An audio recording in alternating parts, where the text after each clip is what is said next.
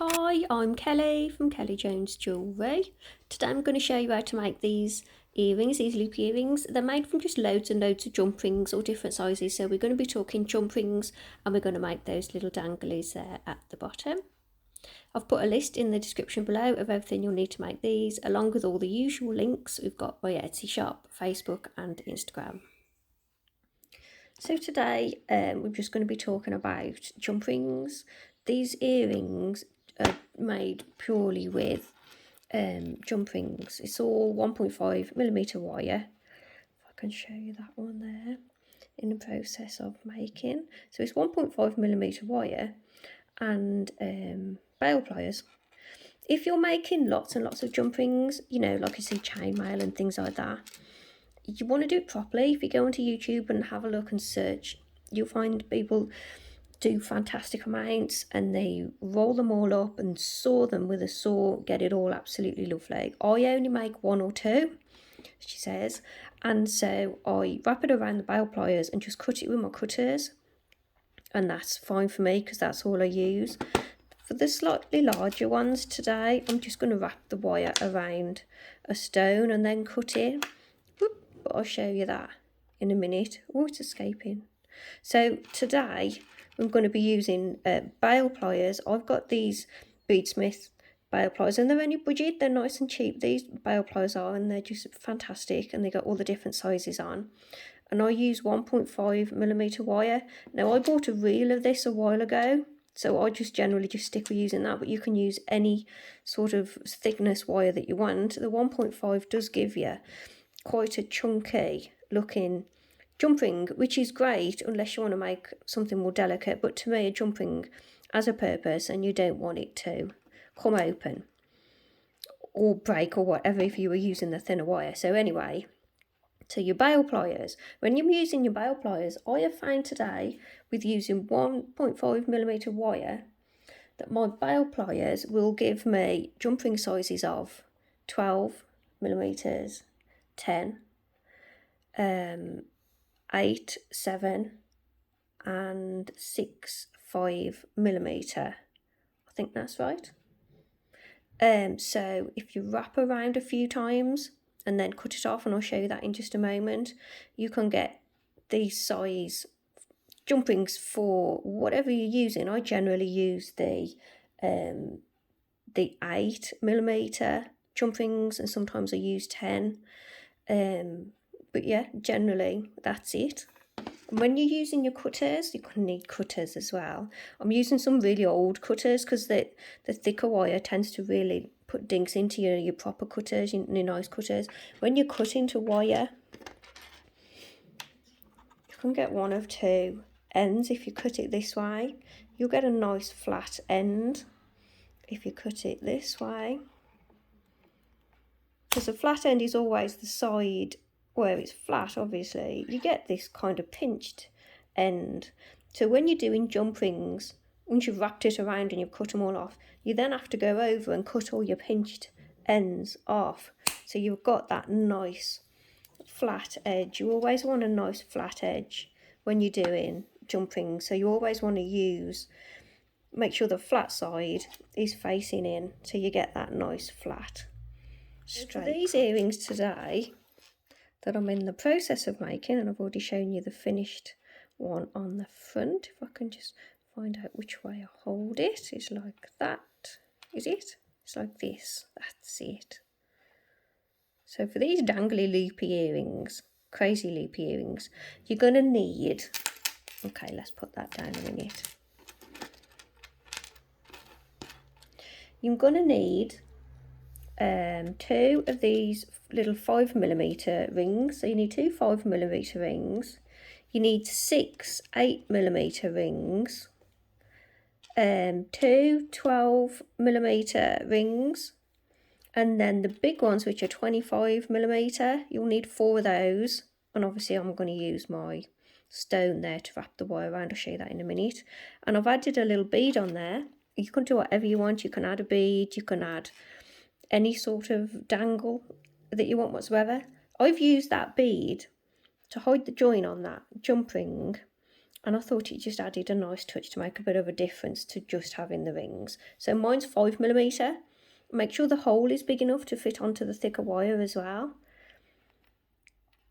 I can't remember where I bought that copper bead. I think I generally get my copper beads from Rio Grande in America. Oh, and the bars on the bottom, they're just hammered 1.5mm wire, so I'll show you how to do that as well in just a moment. So to get the bigger jump rings, I'm just going to wrap around. This stone's got a nice flat back, so you want, I mean, you can do it any size you want really. Mine's 20mm. So you just wrap your wire around your stone. And you got to do, you need 2 jump rings for the one and 2 for the other. So you want to try and get them roughly the same size if you can. So we're going to really overlap those wires on that side. So we've got this shape. So now you need to have the flat side of your cutters facing into the bit that you're going to keep.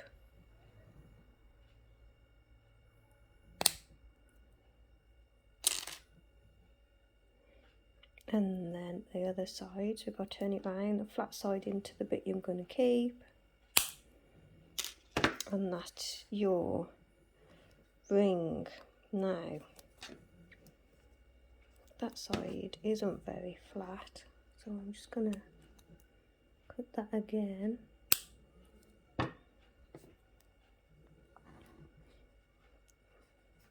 And you just need to look at it and overbend it a bit to push it together, and that's your ring really. So we need a couple of these for the one and a couple for the other, so you need to make 4 of those. Of course you can do whatever you want, this is just what I'm doing for this particular design. So something else you can do to get it tidier is you can open the ring and you can actually file each side flat, so then you should have a nicer finish. This is just any file at all will do, as long as you've got like a flat side. You can just rub your copper on there just to try and just get that side, that edge a bit flatter.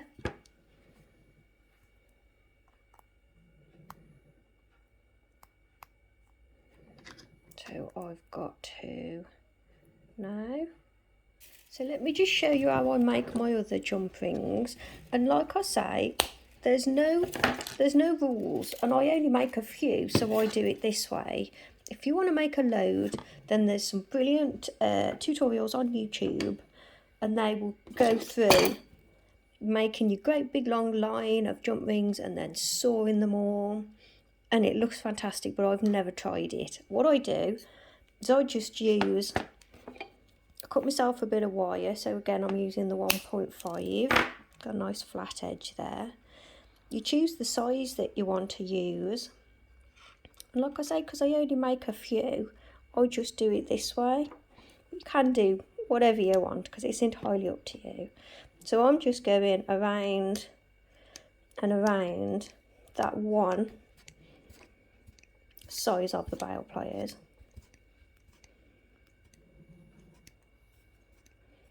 Go around as many times as you like. And then take your cutters.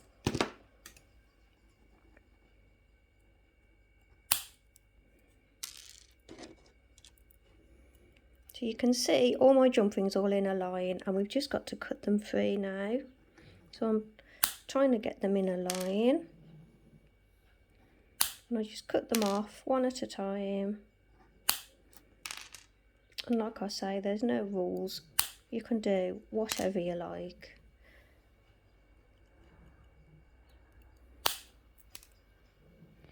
So we now have lots of little jump rings. The end one is going to be slightly different, but all the rest will have a flat cut end and one of these pinch ends. Can you see that's like a point? So we've got to cut that end off. So you want to cut it flat. So you want the flat side facing into what you're going to keep, and that should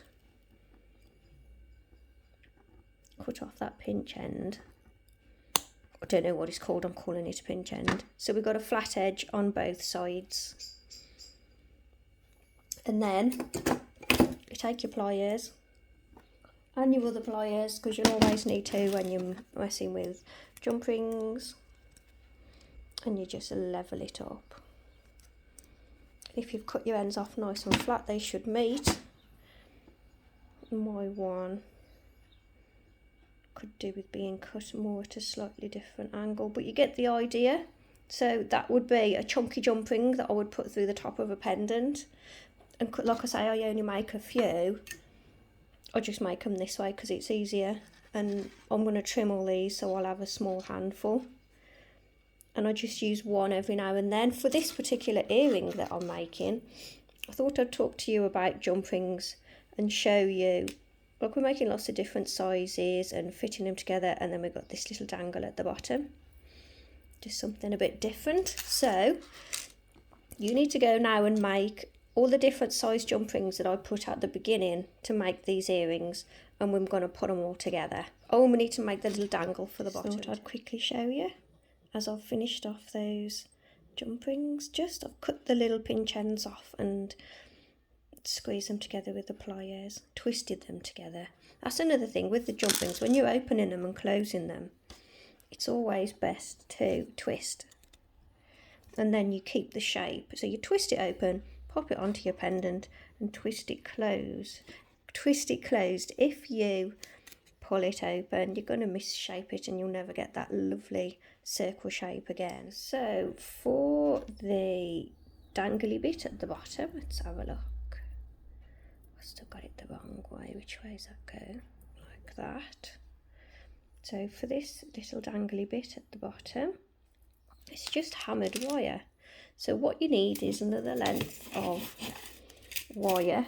Mine's on a huge reel, so I find it does work out cheaper in the long run if you buy the reels.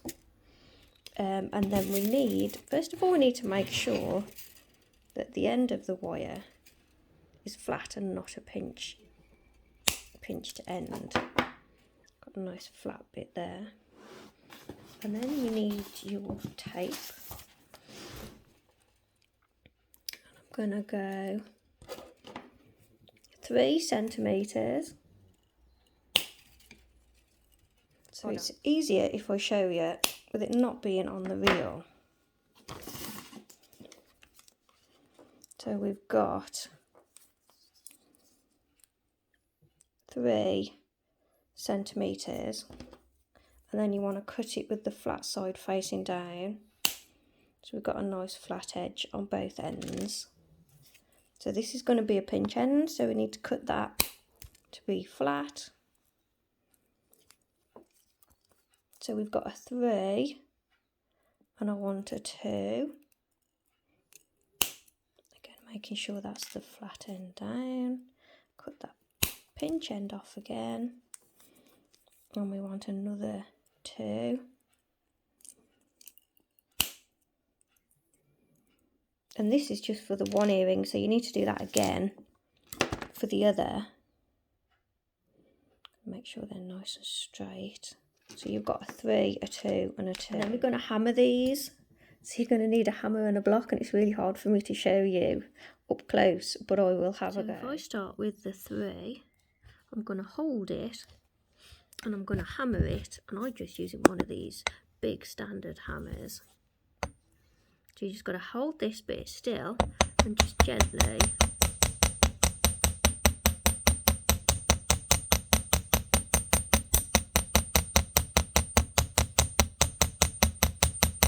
it depends on the thickness of your wire to how big this is going to splay on the end. I'm going to turn it over and hammer again on the other side.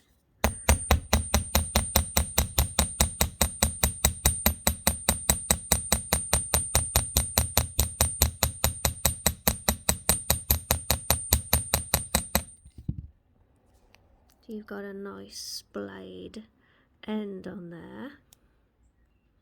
And then I'm going to do that for the other 2 smaller bits.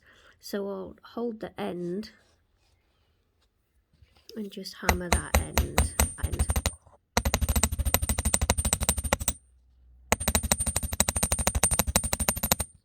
turn it over. Go for the other one too.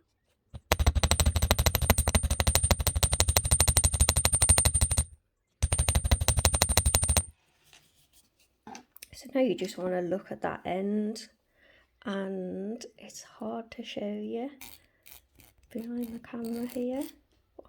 Try and do it without filing my nails. We're just going to try and take the sharp edge off.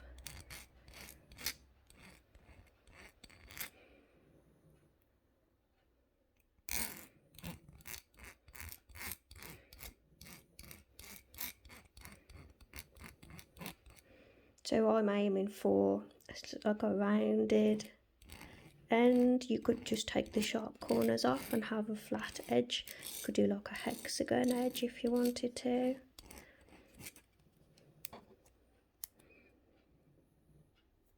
I want to go a little bit just over the edges, get any burrs, sharp bits off the top and the bottom edges.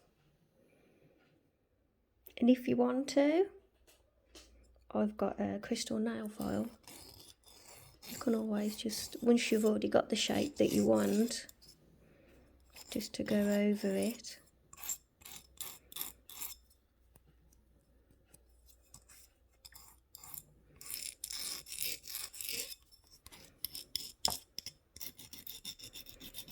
And because it's copper as well, copper loves nail buffers. If you've got a nail buffer, I haven't got one at the moment, but you could buff it as if, you know, you get those like 3-way and 4-way nail buffers, and that will make the copper come up really shiny. So my little wire bars are all filed how I want them to be. Now it would be nice if I could use my round nose pliers, but with the thicker wire it's just going to kill the pliers. So holding it as flat as you can, so this is going to lie flat, I'm going to use the smallest size of the trusty old bell pliers, and I'm going to bend it around as tight as I can. So you got a loop on the top and you got the flat side forward facing, and we do that with the other two as well.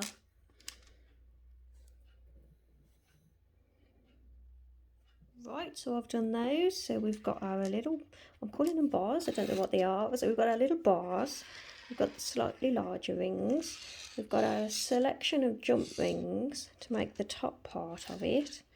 Now you need your 5mm bead, and we will piece it all together. Take the smallest one.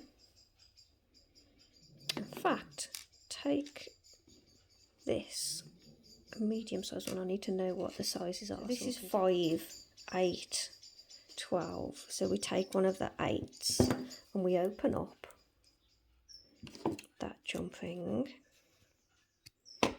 and we pop onto it the 5mm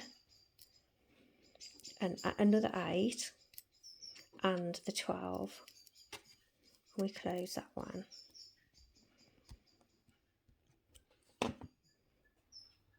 So hold it up by the little one, so it sits like this. Now looking at this 8mm one at the bottom here, I'm going to take a big one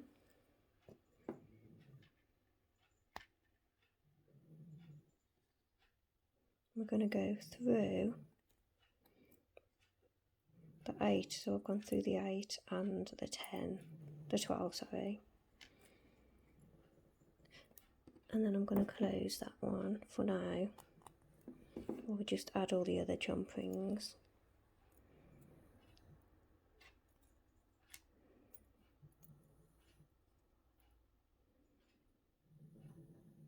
So looking at that, we're going to take this 12mm one.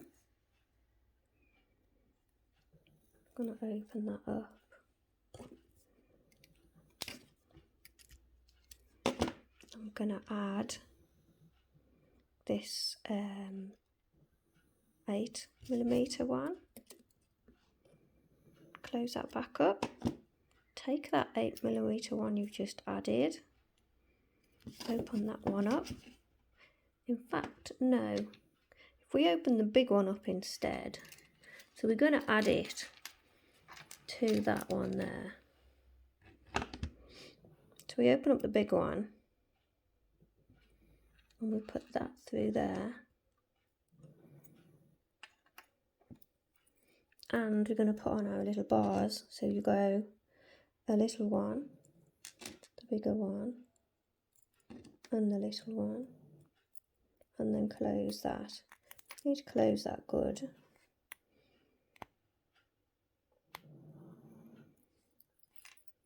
Have the join at the bottom. So at the top you hold it by the little one. It's hard to show you this close, what we've got so far. Oh, that's Gracie. Yeah, this one that is still open a little bit. We need to open that one back up because it needs to go through this big one. And then I'm going to pop this 5mm bead onto it.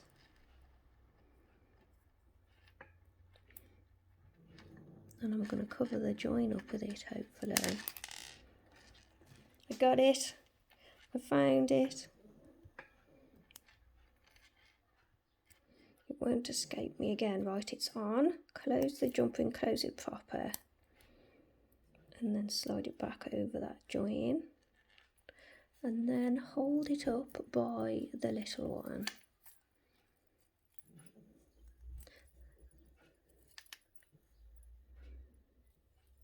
So hold the little one up this way. And we have our multitude of little loops there and our bars, so I need to turn it around. I hope this is making sense. So we've got the little one at the top, the little 5mm, then we've got an 8. Looped onto that 8 is another 8 and a 12. Then the big one goes through the 8, and another 8mm goes on to that 12. Then another big one goes in the opposite direction, therefore it has to go through the top big loop. Then we got our 3 little dangles. I hope that makes sense. I will try and do a drawing of it and put it on the screen to see if that makes it a bit clearer so you can see what loops go through where. But it really does look nice when it's all done, because you've got loops sitting in loops and going round other loops of all different sizes. I think if you used to use different size wires as well, it would look nice to emphasise if the bigger ones were slimmer, or if the really smaller ones were slimmer wire, like a 1.2 instead of a 1.5. And these dangles might be nicer if it was, the wire was a little bit thinner. You could even hammer those with the rounded hammer till you get all the dimples in there. So there we have it, finished. I've oxidised mine. I do like the colour of the copper after it's been oxidised. Well, I hope you found this one easy to follow and it wasn't too complicated with all the different jump ring sizes. And I hope I have opened your eyes to what you can do with jump rings. There's a lot of options. There's a lot of different things you can do. And I hope yours have ended up looking like mine. I would love to see what you've made over on Facebook. If you wanted to do a simplified version of this, you could always add your ear wire to one of these, to just this ring, and have the bigger loop with the dangle and a ring or two and the earring, the ear wire there, and just have that would still be pretty. So there we have it. Thanks for joining me today. I will see you all in the next one as always. Bye for now. Bye. So thanks for watching another one of my videos. Please subscribe and hit the notification icon if you want to be notified of new videos that I do. Please like and comment on this video, and let me know what you thought. If you want to see my written tutorials, they're over on Etsy. You'll find the link below. There might even be a link on the screen, and I will see you all in the next video. This is Gracie, if you didn't know. See you in the next one. Bye.